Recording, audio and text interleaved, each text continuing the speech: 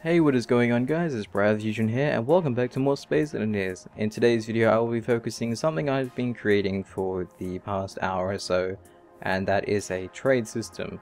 Now, I'm going to give you guys a random scenario here, and just imagine that there are two factions in this survival world, named Red and Blue.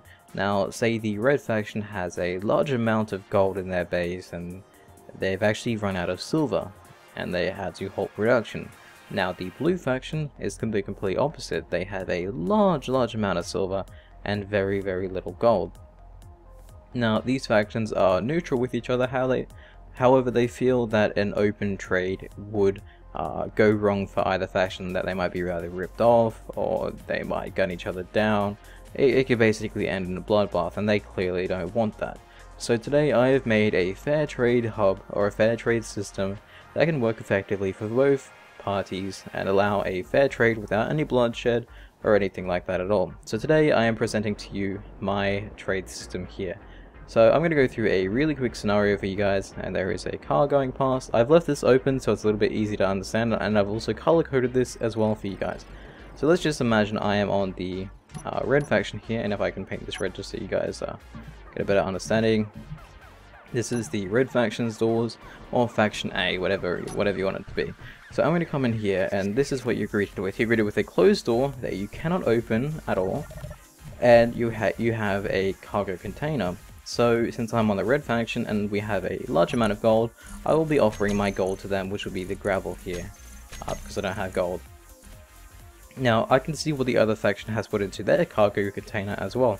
Also, they can also see what I've been offering, so they can see that I put in gravel, and I can see that they put in absolutely nothing at all. But let's just imagine that they put in silver and I put in gold, and we've both settled on this agreement here that this is what we want to trade. So once that has been agreed, each faction will go over to their nuclear reactor, and they will simply just turn it on. Now what turning it on enables is it enables power to flow through this side of the base here, and the green light is a clear indicator of that. So once power has been turned on, and I'll do it the same for over here as well. Actually no, I'll leave this one off just so you get a better understanding. So say red has agreed to the terms, and they've turned power on, which gives access to this door here. With the power off, you wouldn't normally be able to open this. So now the blue faction can easily come along here, and they can grab the gravel or the gold that was on trade, and they can leave. But if the terms are not agreed on, and let's just say the blue faction doesn't want to open up, or they're not happy with what red is offering, red clearly can't open up this door to continue trade, and they can't take out whatever blue has had on offer, so they can either leave, or they can just simply not do anything. So this is a really simple system I've made here, and I'll show you guys how it actually works. So basically this whole place is made up of 3 different stations. The blue station, the red station, and the grey neutral station. And if I actually copy and paste this, you guys will probably have a better understanding of how this actually works. So these are separate ships. These aren't actually connected to each other in any way. I've done a very clear and close job of actually lining everything up. And you can do that with station blocks as well, like quite easily. So if I was to give you guys a really quick example, I'd simply go like here. And if I do like something like this, you guys can clearly see that these red blocks are in no way connected to this grey block, even though it looks very much like it. But if you keep it adjacent like this, no power going through the red blocks will go through the grey block, and vice versa. So that's the way I've set up this whole thing here, and you guys can see how this works with this little system over here that I've actually used these lines here for wiring. So I was trying to make it a little bit easier and better for you guys to understand. So this would be the reactor that would sit inside the red faction side, and the power will come up through here and go through all these blocks here, including the door and the light, which is on this side here. And it's very much the same for the red side. This thing is actually completely asymmetric, just in case you guys didn't know. So it's the same thing over here.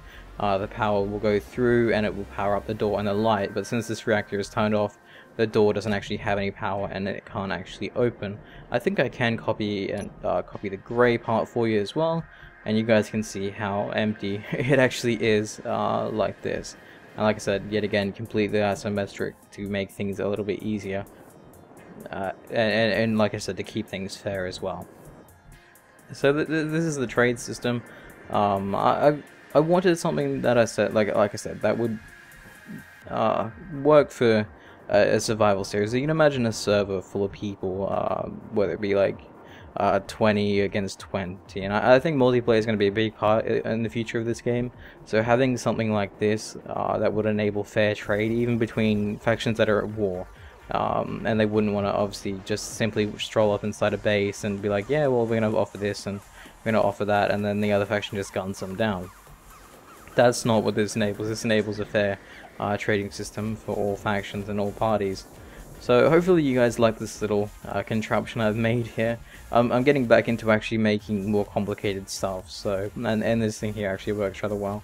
Hopefully you guys like the presentation of everything, how I've currently laid everything out color coded, and I've actually used these interior pillars here for actual wires, just because it looks a little bit neater and looks a little bit more understandable for you guys as well. So hopefully you guys like this contraption. If you guys like it, leave a like down below. Leave a like down below.